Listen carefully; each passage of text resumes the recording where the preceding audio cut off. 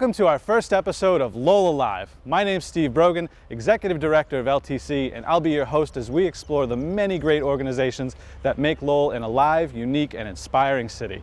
Our first tour is here at the Merrimack Valley Food Bank on Broadway Street. It's been said that the quickest way to a person's heart is through their stomach, and if that's the case, then the Merrimack Valley Food Bank is in the hearts of millions of people who have benefited from this organization over the years since 1991. It's been 24 years since they opened their doors in Lowell, so let's go meet with Food Bank's Executive Director Amy Pessia and see how they make all of this possible.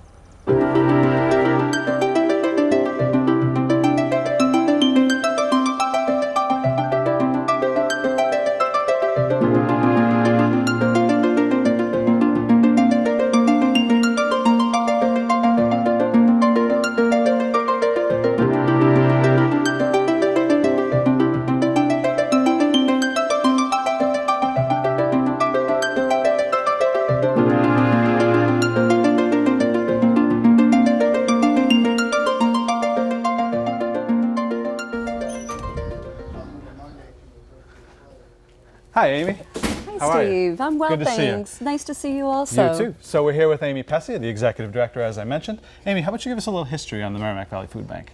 I'd love to. We always love to share our mission and our history with people like you and with viewers.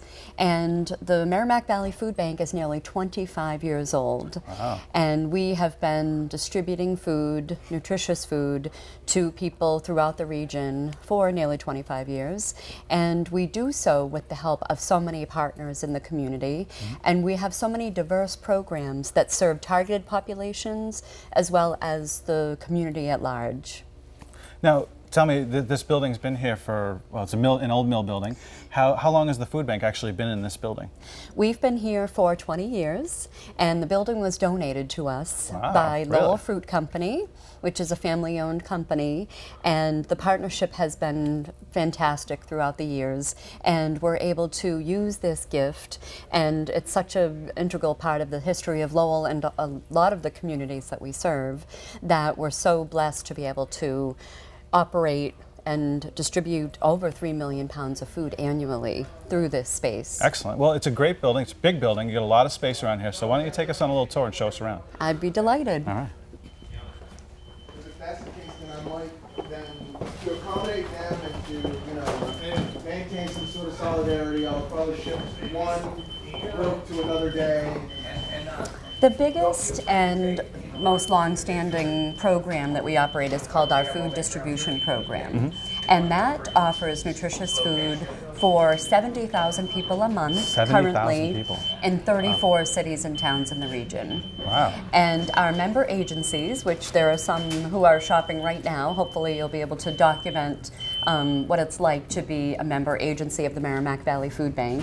And when they arrive at their designated shopping time, the member agency staff person and or volunteer will sign in, and they'll be able to choose from a variety of foods that come from various sources. So it's not just the average person coming in who might be in need, but it's organizations that you feed as well, or that you serve as well. You have that exactly right. Many people confuse food banks with food pantries. They call us the Merrimack Valley Food Pantry and the Open Pantry of Greater Lowell a food bank. And the difference is that a food bank collects, stores, and redistributes large quantities of food. Okay. And as you'll be able to see and show viewers, we have food that's available by the case. And we often use the analogy of we are the Federal Reserve, and the food pantry, shelters, and meal programs are neighborhood bank branches. Okay. So you distribute all this food, which there's a lot of it. I mean, we've got piles and piles and pallets of food over here. We do, and we have 3 levels Wow. that we occupy nearly 20,000 square feet of this address, which was historically at the turn of the 20th century. Pilling's Shoe Manufacturing Company.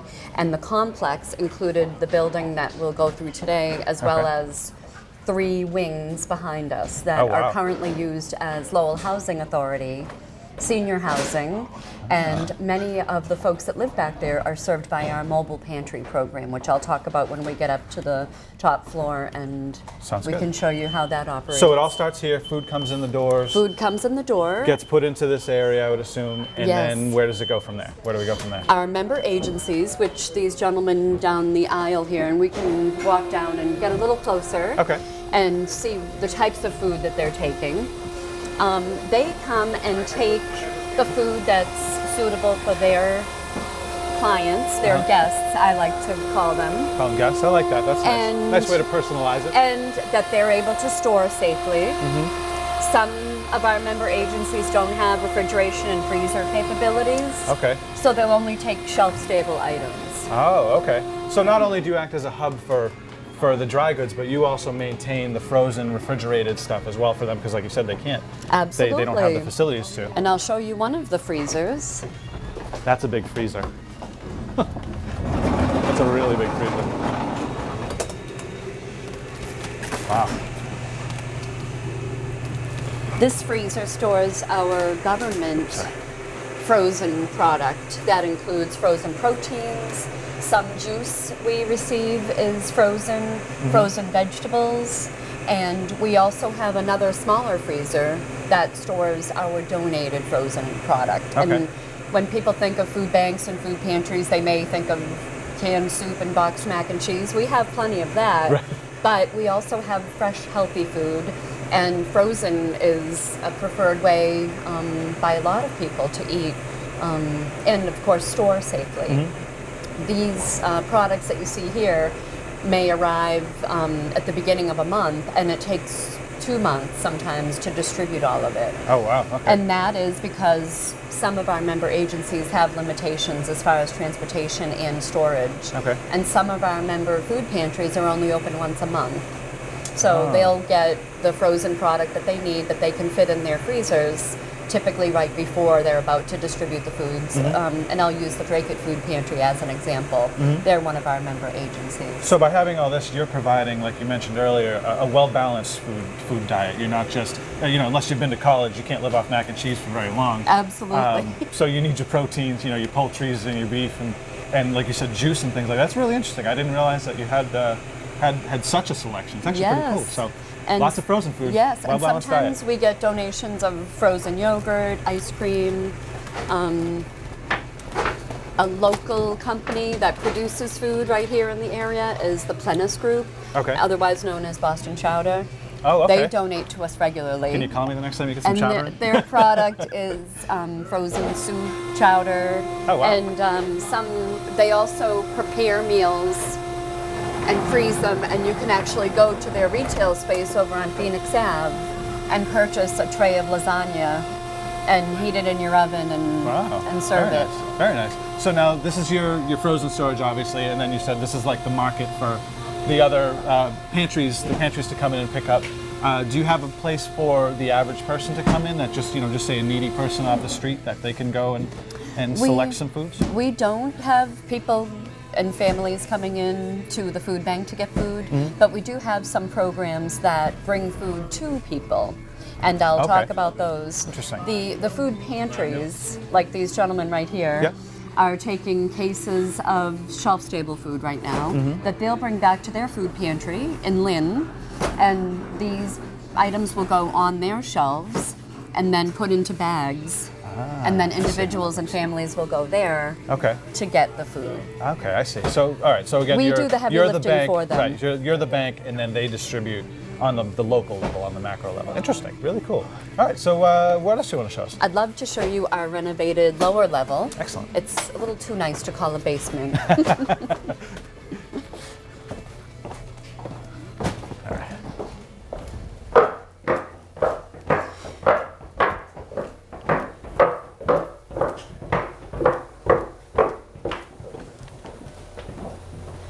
Again, just more piles of food. Yes. Lots and lots of cans of food. We Pallets and- renovated this space back in 2008 using funds that were raised at a special fundraising event called the Harvest Ball that took place in October of 2008. And it provided seed money so that we could write grants and applications for funding to complete the renovation. And with our growth, which has been 70% over the last 5 years, 70%. it Wow. requires more food storage space. And we have increased our number of member agencies served from 100 to 120, and that includes our direct feeding programs. Wow. So now, the 70% number, do you find that that's gone up so much because of the, I guess, the state of the economy? You know how it's cyclical, it kind of goes up and down, but do you find that your business goes up and down dependent on the economy? It has in the past. However, we've realized that people know that you need food in order to do anything else. True, yeah. Our supporters have increased their gifts. That includes individuals and grants. And perhaps people are giving to places like the food bank and their local food pantry or shelter instead of another organization when they're solicited, because they know it's such a basic need. Right, okay. Also, people that lost their jobs back in 2008 are underemployed, and some of them still can't find work to sustain their monthly financial obligations. So they'll use the food bank or the food pantries, that is, to help supplement their their food intake, basically, right? Because their income might be so low. Interesting. You have, I'm looking around, you have a selection of pretty much everything. I mean, I can go to the supermarket, or it looks like a supermarket, I should say. I mean, we have everything from cereals everything you could imagine. Canned foods to Asian, the noodle soups and stuff like that? Everything that you could imagine for any type of diet. We also receive gluten-free food items. Oh, really? Okay. Ethnically appropriate for a multitude of diverse populations. And the food that you see in these bins has come from food drives, and also our neighborhood food drive, which we conduct semi-annually. Okay. In the That's spring, right, you put out the bags that come on my doorstep. Spring and fall, Yep. we engage over 100 volunteers Wow. in 1 week to distribute empty paper bags to homes in Lowell, Dracut, Chelmsford, and any other neighborhood that a volunteer wants to help with this effort. And the bags were all picked up, the ones that have food donations in them, and they all come back here, and they're stored here until there's room on the top floor, which we'll see when we go up there, where our volunteer inspecting and sorting area is. So if you see those bags on your doorstep, don't be afraid to put a couple cans in there and help out the food bank. They can use it. They absolutely can use it. You feed a lot of people. I mean, 60 to 70,000 people a month. Yes. That's a lot of mouths to feed. So And it's any really amount people are able to give is really appreciated. Whether you have 3 cans of soup in your cupboard when you got them on sale at the market, Right. or some people even will purchase food specifically when they go on their weekly shopping trip. And Is there anything you turn away? No. Take no. everything and anything. The only thing we refused is 11 pallets of hard candy that was located in New Jersey. We didn't feel like it was worth the trip down there, and although we do accept donations of sweets and other things like that, it wasn't it wasn't like it was steak or chicken. Right, yeah, it's just candy. So probably better off that you left the candy in New Jersey. Exactly. Yeah, let them have it. I'd like to show you our Operation Nourish program, Okay. of which we are extremely proud, and it is an example of how we serve specific populations that are vulnerable in our community. Okay. And children, of course, need nutritious food in Right. order to grow, to learn, to play, and develop. Right. And Turn into happy children that way. exactly. And unfortunately, there are many families in our region that struggle with their financial obligations and don't have enough money left over to purchase food. Okay. And this program began in 2011 with one school, the Lincoln School here in Lowell, and we bring bags of food, about 2 days worth of breakfast, lunch, snacks, and ingredients that a family can use toward a meal. Oh, nice. Twice a month, these bags are brought to now the Lincoln, the Moody, the Robinson, the not going to remember all of them, but we probably have them on camera here. And we have a Greenhouse total school, of yep, we have okay. a total of 14 Wow. Lowell public schools and programs that receive either the bags of food twice a month or a monthly drop of food that includes granola bars, cheese cracker, snacks, juices, and occasionally when we have surplus of apples and oranges, we'll bring those to those schools. And Fantastic. the educators, social workers, nurses know how to distribute these bags. They know which children They know. are in the most food insecure homes. I was actually just going to ask you, how do you know which kids would get a bag? Because obviously you probably don't have enough to give one bag to every child, and nor does every child need one necessarily. But that's interesting. That's good that you work with the schools on such a close local level, really, to get the food into their hands. I mean, a lot of times I would think anyways, personally, it would be a matter of pride that a parent wouldn't want to go to a food pantry to get food, because there's that, I guess, the stigma of, oh, you know, feeling that, you know, I don't know how to describe it better, but bringing it right to the school, I think, gets it right into the child's home. So that's really cool that you guys do that. Very interesting. Thank you. Very, very interesting. It's a Thank really you. noble cause that you guys do. We've found that our local partners, banks, credit unions, businesses, as you can see, NetScout is one of the generous donors to this program, and the Boston Celtics donated to this Really? program back Awesome. in September of 2014. They also donated reusable bags that were used in numerous distributions, and the children, I'm sure, if they're basketball fans, would They must have be loved that, very huh? excited to get a bag that has Right. the Boston Celtics logo on it. So not only are you getting them food, but you're teaching them to be green by using reusable bags. Absolutely. That's awesome. That's very cool. We I like strive that. to do that whenever we can. We order the food for this program directly from Market Basket. We've looked at other vendors, other sources, and we've found that it works best to support our local grocery supermarket, and we drive right down the street and pick it up, and it gets brought here Excellent. and put on these shelves, and we're preparing for our final distributions now.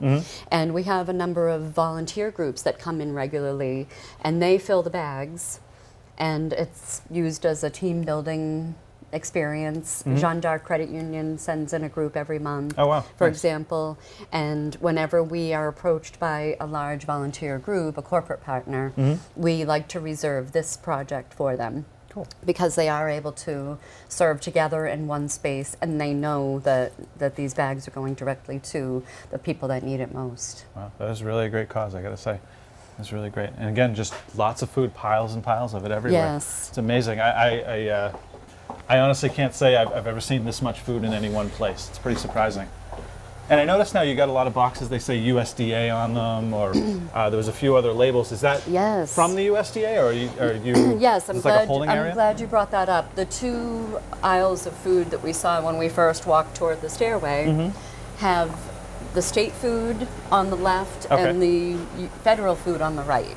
Okay. We have a contract with both the state and federal government that provides food commodities, and we are part of a network of 4 food banks in the state. Wow. And the 4 food banks in that line item in the state budget receive a percentage of the line item for food and a small portion for admin, because we do have staff that have to unload the trucks, Okay. store it, and then rotate the stock. And ideally, all of the product would be in one place.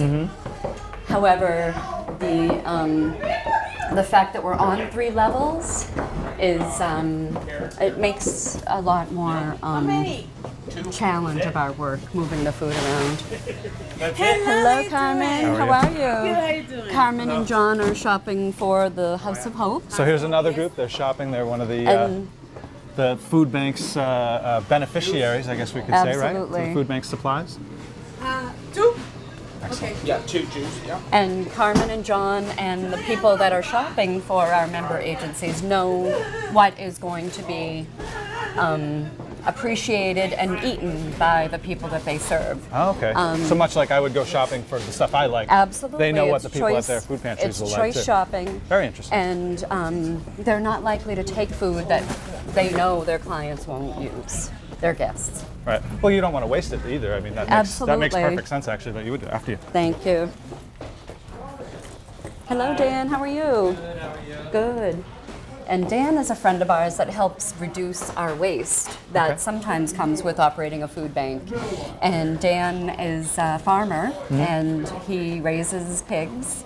And if we have perishable food that has not been distributed and is not suitable for consumption, Dan comes to pick it up, and we're sustaining his business by reducing his cost to buy food for them. So everything's full cycle. You don't waste anything. You don't throw any food away necessarily. It goes to the cycle of In life, most feeds the pigs, cases. and then the meat comes back here at some point, I would assume. Yes. And then out to the beneficiaries. Very cool. Nice. So what's next? I'm going to show you our refrigerator, Okay. which allows us to This place store just keeps going, by even the way. more nutritious food, fresh food. We get donations from companies like Stonyfield Yogurt, Hans Kissel, which is the company that makes the prepared salads that you see in the deli supermarket case. Okay, yep. As well as produce. We get things like dandelion greens, kalettes, carrots, all kinds of fruit and vegetables. So fresh stuff, basically. This isn't Fresh canned stuff, foods. absolutely. Okay. And we have this wonderful space in which to store it safely.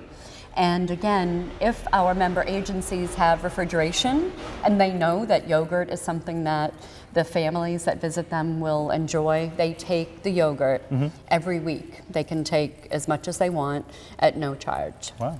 Do you spend a lot of time in here during the summer? Because it's really nice and cool in here. It is. It is a place that we enjoy coming in the summer, and sometimes in the winter it's warmer in here than it is outside. I believe it, especially after this password. And Jamie is one of our warehouse assistants. Excellent. Hi, Jamie. Hi, how are you? And Jamie started as a volunteer also. Oh, wow. Cool.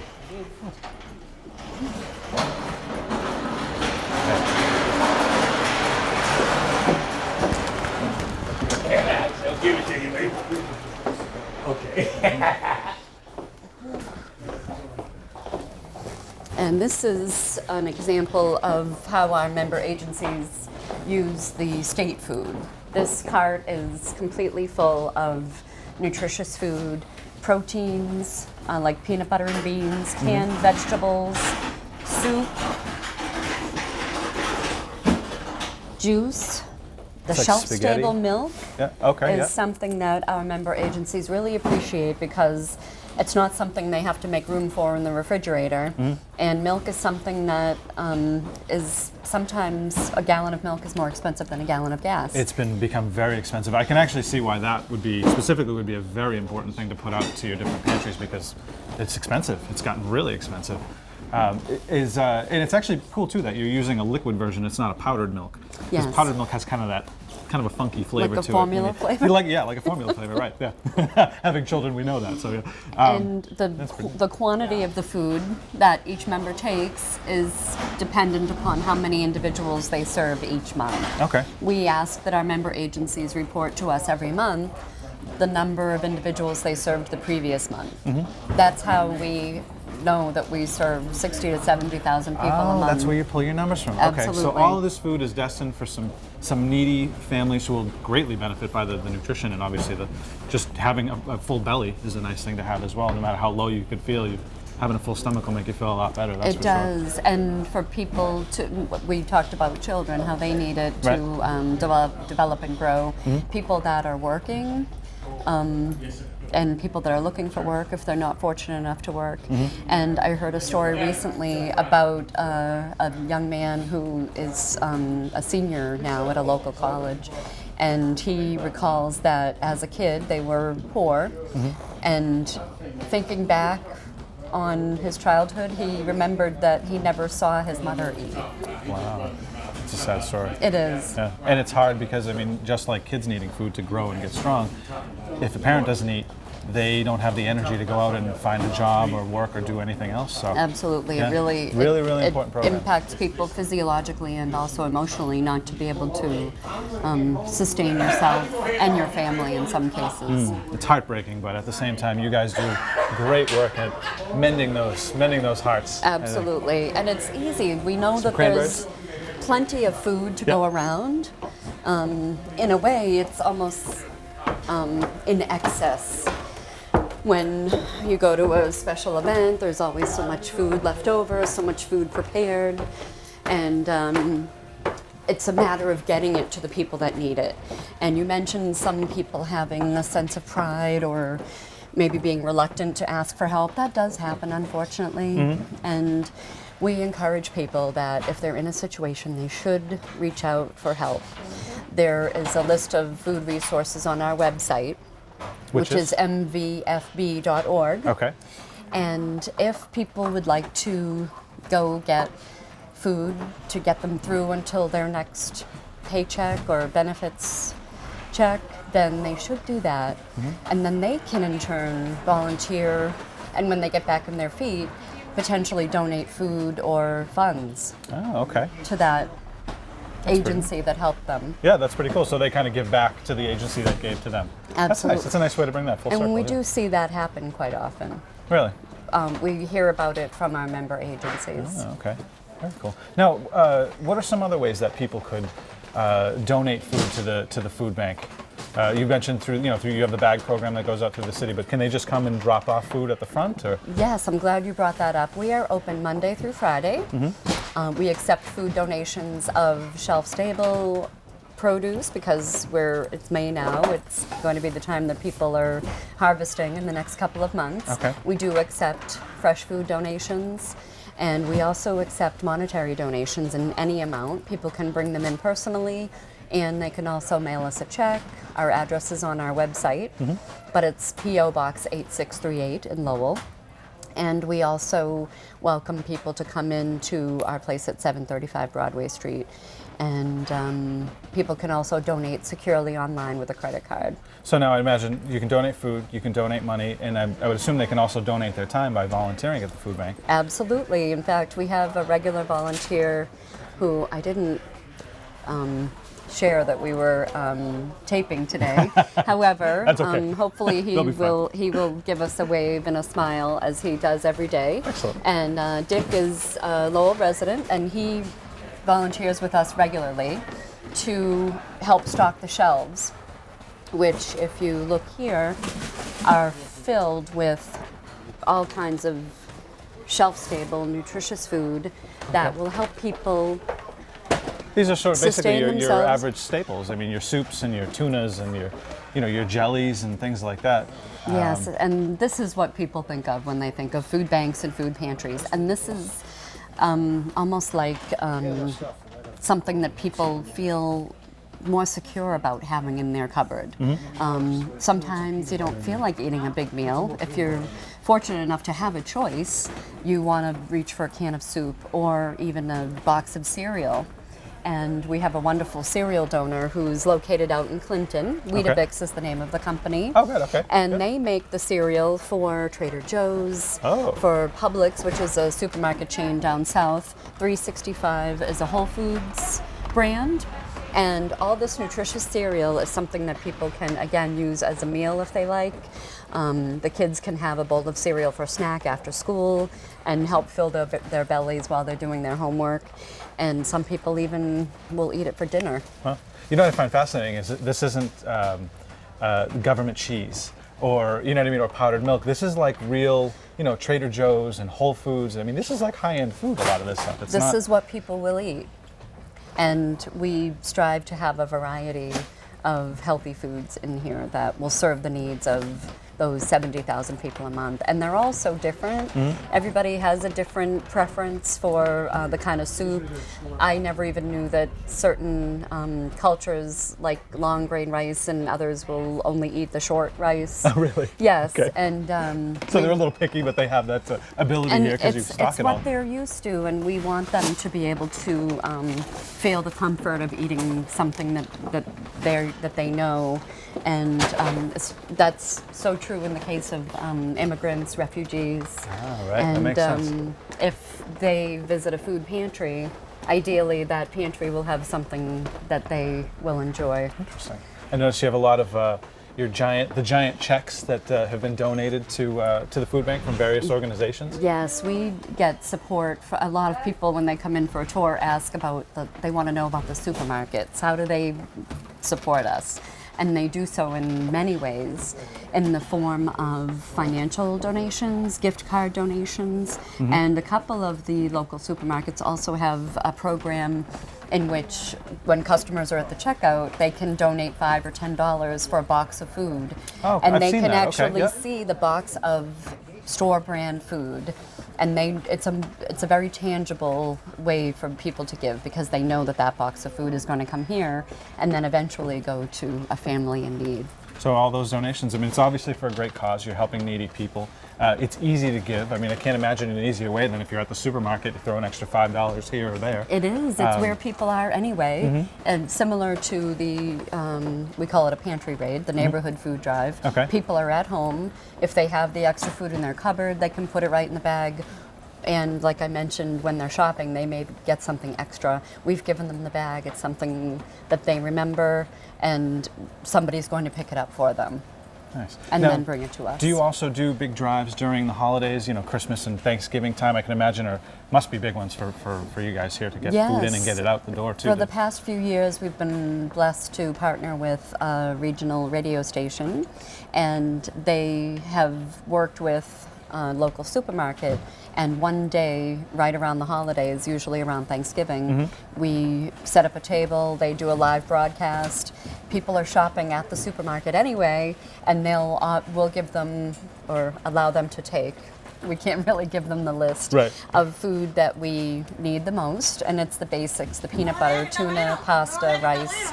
And while they're in the market getting their own food order, they can, if they'd like, purchase a little bit extra and then donate it right to us. Excellent. We also do a Gobble Up Hunger campaign, which we've tried to start in September every year, but we usually get the bulk of the turkey donations the couple of weeks leading up to Thanksgiving. Okay. And that's something that we really appreciate folks in the community to donate. And sometimes there's a limit to how many turkeys you can purchase at the market, but I've heard that if people say, I'm going to be donating this to the food bank or the food pantry, then they'll make an exception and allow folks to buy more than one turkey. Well, I'll tell you, my favorite way to donate has been, like you just said, where you're at the markets and you'll give a list of the items that you're looking for. I like being able to go in, you know, I'll spend $10 or $15 and just kind of have a little section of my carriage will be just for those things and give them to you guys at the end. So I think that's probably, I mean, honestly for me anyways, that's the easiest way to donate. Thank you for letting us know that, because it does help to know how people prefer to give. We want to make it as easy as possible for them. So what's in this room now? This is the area that I mentioned volunteers inspect and sort the donated food. We're on the top level of our building, and the bins you saw downstairs that the food was still in the bags, when we're ready, when all of the items in these bins go out on the shelves and then out with our member agencies to people's cupboards, we replenish the bins up here with the ones downstairs. Our volunteers, regular volunteers, will check dates, check packages. A lot of people aren't aware that if there's a date on a can, that is really a guideline for the taste and texture of the product. More of a suggestion as opposed to the food actually being good or bad necessarily. I've heard that a few times myself. Yeah, I'm a pretty strong advocate for, you know, even if it says it's out of date, it's probably still good unless it's like 20 years old. Maybe that might be a different story. And you can tell by the print on the label of a can. We actually have a vintage shelf over here of items that our volunteers That's cool. deem to be pretty old, and I think of going through my grandparents' pantry for them years ago and finding items that had just the yellowed label will usually indicate that it's aged. I see, it's been around for a while, right? Yes. Because paper yellows over time. Yes, Okay. and we've labeled it the vintage food shelf. You happen to have my favorite mac and cheese, by the way. That Annie's mac and cheese. I don't know if you've had this at the market, but that's my favorite mac and cheese, I gotta say. And these items, likewise, they've already been inspected and sorted. Okay. We do also provide recall information, and we ask our volunteers, to take note of anything. If they're stocking the mac and cheese, for example, to look at that recall. And I should mention that We get the donations here. We have our volunteers inspect and sort the food into categories. It will be checked again likely when it's put on the shelves, because a different volunteer will be putting it on the shelf. And then the member agency will look at it again before they put it in, in the Well, I mean, obviously, I'm sure that's guest's bag. having that extra layer of protection, because, I mean, if you have a bad can of food that has, say, botulism in it, you can get very sick and even, you know, potentially even die, depending on the severity of it. But Right. that's good that you have that layer of protection just to make sure, you know. Not that, like Right. you said, that a food that's canned, rather, or a box good that's out of date is going to be bad, but it's always good to check, because you never know where that can's been. It could have been whacked or dented, or, you know, that kind of thing, too. And dents on cans aren't bad. Okay. And we train our volunteers also to look for signs of botulism. And you're going to know if a can is leaking, Right. if it's black, Or if it's hissing, maybe, yeah. if it's hissing, that yelling at you. So we train our volunteers on what to look for in the packaging. But again, they're looked at several times before they end up in somebody's cupboard. Excellent. So just so I have this clear, donations come in off the truck, they come up here and are sorted, and then from here they go back downstairs to where they get distributed out to the different pantries? They that go pick it on up? the shelves. Or they go on the shelves, rather, right? And I missed then the step. our Okay. members will take them, and then they'll go back out the main level. Okay, gotcha. And as you said out loud, there's a lot of food moving up and down the 3 levels. Ideally, we'll be on a situation where we're all on 1 level. Oh, okay. So you're eventually looking for a place that might be a new location, maybe that'll be. We have been looking for a property that suits our needs, because we know, based on our growth in the last 5 years, we will need at least 40,000 square feet in the next 5 years. Wow. And we've got the space now, but we do use a lot of energy moving the food up and down the 3 levels, I bet, yeah. and Makes then sense. having it go out that main loading dock. Now, how often, I've actually been thinking this as we go around, because there's so much food all over the place. How often does the food in this building, like what is in this building right now, how long does it take for it to turn over completely? It depends on the perishability, Okay. of course. If it's a perishable item, within 2 weeks. Okay. And lately, we've had enough volunteers and we've had enough donations that the food is getting rotated into our shelves and out the door within a month to... Wow. So the food that's sitting in these boxes now, in a month's time, will be gone. Absolutely. Most likely. Wow. That's a lot of turnover. That's amazing. It Yeah. is. And we have, like I mentioned, 120 programs that are acquiring food from this source. Some of our member agencies get 90% of their food from the food bank. Really? Wow. So that's what it takes to feed 60 to 70,000 people a month. A month. Is there anything else you wanted to show us in here before we wrap it up? I'd like to show you our mobile pantry program, Okay. which is another program that serves people directly. Another vulnerable population, in addition to children, are seniors. Okay. And this program allows us to use volunteers to package food. Farouk is one of our regular volunteers, and he's preparing refrigerated bags that will be delivered directly to someone's door. And the person that receives it is homebound, and they're either a senior or they're disabled, or both in some cases. This program serves people in Greater Lowell, and there are over 300 individuals that benefit from this program monthly. Wow, that's a good amount of people. The people that receive this food are on a fixed income. They can now use their resources for rent, utilities, if they want to go to the hairdresser, or if they have a copay from their medical insurance. This allows them to stretch their resources, also to maintain good health, because we need to do that through proper nutrition. Right. And in many cases, medication is required to take with food in order to work correctly. That's an interesting, yeah, I wouldn't have thought of that. That's really interesting. So not only are you covering kids and then obviously people our age, but you're covering the elders that, I mean, they're, quite frankly, the children and the elders are the most vulnerable, I would think. And where they're on a fixed income, you know, the kids are under their parents' incomes, but where the elders are on the fixed income, yeah, I can imagine that this is pretty amazing help for them. I mean, It is. I can't imagine a better feeling than to be able to stretch those couple dollars a little bit further, pay for your medications. and We whatnot. feel so blessed again to be able to operate this program. It's about 28 meals worth of food that they receive every month, and Wow. each bag is tailored to the individual's nutritional needs. If they have diabetes or hypertension, we'll give them low sugar and low salt items. We also provide recipes. If we get a produce item that is not the typical cucumber or tomato or Okay.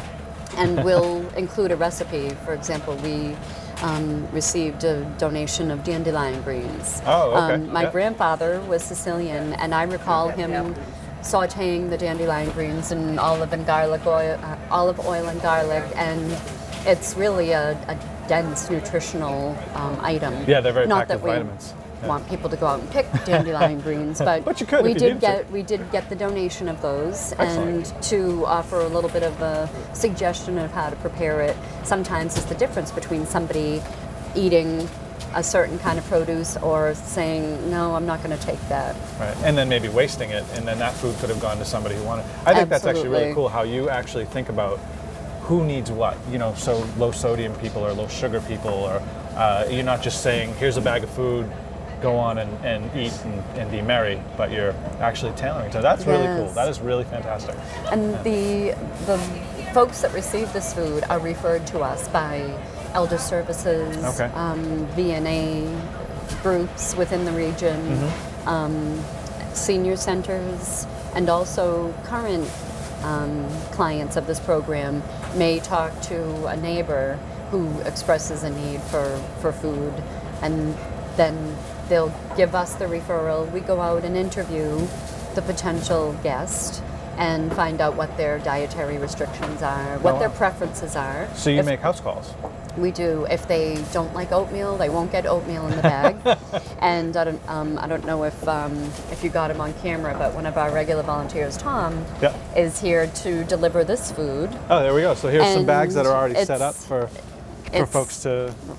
Like I said, 28 meals worth of food, and we came up with that number by looking at the serving size on each of the items in the bag, and we try to be realistic about it too.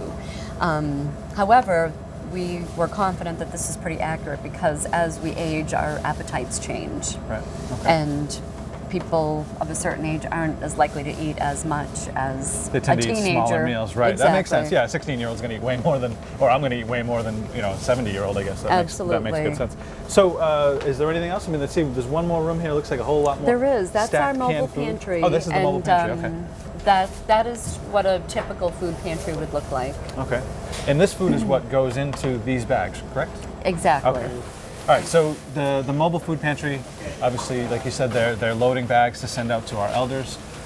You said you have a couple other programs that you wanted to talk about as well. So why don't we'll make our way back downstairs, but you can tell us about those on the way. Excellent. We are so pleased to be able to provide nutrition for children over the summer when they're not in school to get the free and/or reduced meal or Okay. get our Operation Nourish program.